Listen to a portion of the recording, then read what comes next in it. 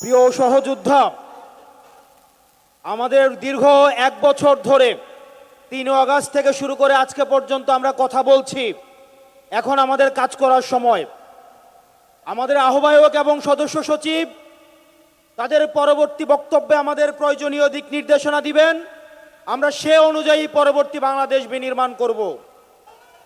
আমি শুধু একটা জিনিসই আপনাদেরকে প্রতিশ্রুতি দিচ্ছি এবং আশ্বস্ত করছি, এইখানে আমার যারা কর্মী রয়েছেন, নেতা রয়েছেন, আমরা আপনাদেরকে প্রতিশ্রুতি দিচ্ছি, কেউ যদি ভয় দেখায়, কেউ যদি হুমকি দেয়, আপনারা পিছু হটবেন না।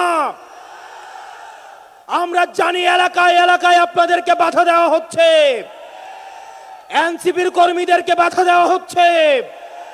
আমরা দ্ব্যর্থ কণ্ঠে বলতে চাই, টেকনাফ থেকে তেতুলিয়া, রূপসা থেকে পাথুরিয়া, এনসিপির একটা নেতা কর্মীর দিকে যদি কেউ চোখ তুলে তাকায়, আমরা তাকে রাজনৈতিকভাবে মোকাবেলা করব।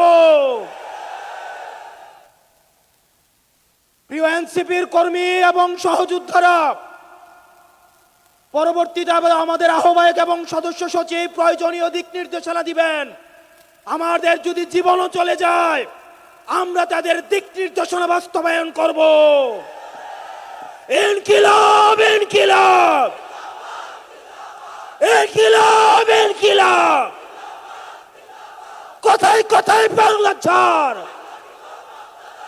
এই দেশ আমার দেশ, এই দেশ আমার দেশ। NCP NCP.